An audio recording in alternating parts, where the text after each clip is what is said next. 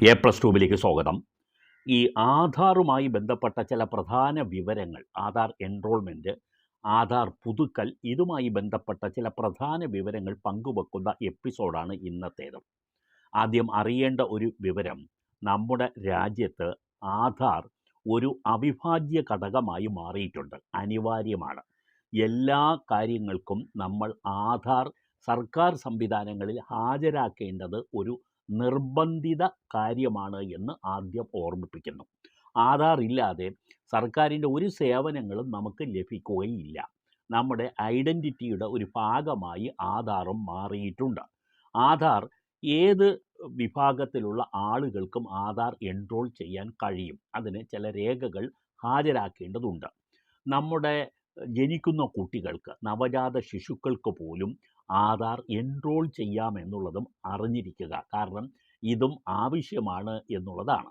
പക്ഷേ ഇങ്ങനെ 5 വയസ്സ് വരെയുള്ള കുട്ടികളുടെ ആധാർ എൻറോൾമെൻറ്റിൻ്റെ സമയത്ത് വിരലടയാളമോ കൃഷ്ണമണി രേഖയോ ശേഖരിക്കാറില്ല. കാരണം ഇതിന് പിന്നീട് മാറ്റം വരും എന്നുള്ളത് കൊണ്ടാണ് അത് ശേഖരിക്കാത്തത്. ജനന സർട്ടിഫിക്കറ്റ് ഹാജരാക്കുകയും വേണം. ജനന സർട്ടിഫിക്കറ്റ് ലഭിച്ചാൽ ആധാർ എൻറോൾമെൻറ്റ് പൂർത്തിയാക്കാൻ കഴിയുകയും തുടർന്ന് ശിശുക്കളുടെ ആധാർ നമ്മുടെ രക്ഷകർത്താക്കളുടെ കൈവശം ലഭിക്കുകയും ചെയ്യും. നമുക്ക് അത് കുട്ടിയുടെ അഡ്മിഷൻ സമയം ഉൾപ്പെടെ പല കാര്യങ്ങൾക്കും നമുക്കിത് ഉപയോഗിക്കാൻ കഴിയും.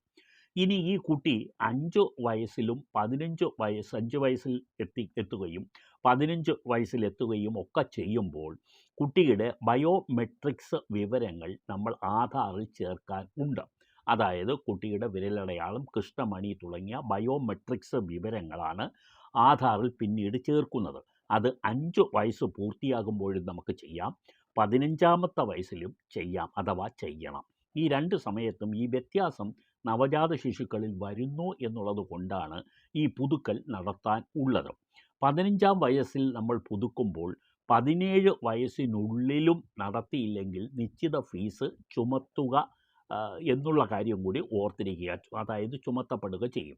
15ാം വയസ്സിലെ പുതുക്കൽ നടത്തുകയും 17ാം വയസ്സിനുള്ളിലും ആ പുതുക്കൽ 15ാം വയസ്സിലെ പുതുക്കൽ 17 വയസ്സ് തികയുന്നതിന് മുമ്പ് വരെ നമ്മൾ പുതുക്കുകയാണെങ്കിൽ അതിന് തുക കൊടുക്കേണ്ടതില്ല. 17 വയസ്സിനുള്ളിലും നമ്മൾ പുതുക്കാതിരുന്നാൽ അതിന് ഒരു ഫീസ് ചുമക്കുകയും ചെയ്യും. മാത്രമല്ല ഈ പുതുക്കാതിരിക്കുന്ന ആധാർ കാർഡ് ചിലപ്പോൾ അത് ഫ്രീസ് ചെയ്യപ്പെടാനും സാധ്യതയുണ്ട്. അസാധുവാക്കപ്പെടാനുള്ള സാധ്യതയും തള്ളിക്കളയാൻ പറ്റില്ല. അതുകൊണ്ട് കുട്ടിയെ നമ്മൾ എൻറോൾ ചെയ്യിപ്പിച്ച് കഴിഞ്ഞാൽ 5 വയസ്സ് കഴിഞ്ഞാൽ പുതുക്കണം. അതുകൊണ്ട് 15ാം വയസ്സ് പൂർത്തിയായാൽ പുതുക്കണം. ഈ 5 വയസ്സിലെ പുതുക്കൽ 7 വയസ്സിനുള്ളിൽ നടത്തിയാലും മതി. 7 വയസ്സിനുള്ള പുതുക്കൽ 15 വയസ്സിനുള്ളിലെ പുതുക്കൽ 17 വയസ്സിനുള്ളിൽ നടത്തിയാൽ മതി. പക്ഷേ ഇങ്ങനെ വരുമ്പോഴാണ് ഫീസ് അടയ്ക്കേണ്ടി വരുന്നത്. 5ാം വയസ്സിലെ പുതുക്കൽ 5ാം വയസ്സിൽ തന്നെ നിങ്ങൾ പുതുക്കുക, അല്ലെങ്കിൽ 7 വയസ്സിനുള്ളിൽ നിങ്ങൾ പുതുക്കണം. 15ാം വയസ്സിലെ പുതുക്കൽ നിങ്ങൾ 15ാമത്തെ വയസ്സിൽ തന്നെ ചെയ്യുക, അല്ലെങ്കിൽ 17 വയസ്സ് തികയും മുമ്പ് നിങ്ങൾ ചെയ്യുക. അല്ലെങ്കിലാണ് ഈ ഫീസ് വരിക. ചിലപ്പോൾ നേരത്തെ സൂചിപ്പിച്ചതുപോലെ ഫ്രീസ് ആകാനുള്ള സാധ്യതയും ഓർമ്മിപ്പിക്കുന്നു. ഈ പ്രധാനമായും ഈ സമയത്തിനുള്ളിൽ നിങ്ങൾ ഈ ബയോമെട്രിക് പുതുക്കലൊക്കെ നടത്തി വെച്ചു കഴിഞ്ഞാൽ ഈ വിദ്യാർത്ഥികൾക്ക് അവരുടെ പ്രവേശന പരീക്ഷകൾക്കൊക്കെ തന്നെ അപേക്ഷിക്കുന്നതിന് ബുദ്ധിമുട്ടില്ലാതെ വരും.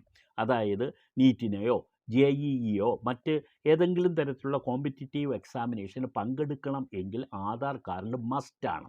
അതുകൊണ്ട് പുതുക്കൽ കൃത്യമായി നടത്തി കഴിഞ്ഞാൽ നമുക്ക് അതിനുവേണ്ടി ആ സമയത്ത് നെട്ടോട്ടം ഓടി പോകേണ്ട കാര്യമില്ല എന്നുള്ളതാണ്.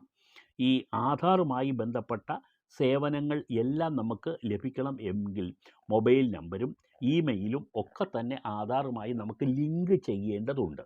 ആദ്യം ആധാർ എടുക്കുക, 2 സമയാസമയങ്ങളിൽ പുതുക്കുക, 3 ഇതുപോലുള്ള ഞാൻ നേരത്തെ സൂചിപ്പിച്ച കാര്യങ്ങൾ ആധാറുമായി ലിങ്ക് ചെയ്യുക.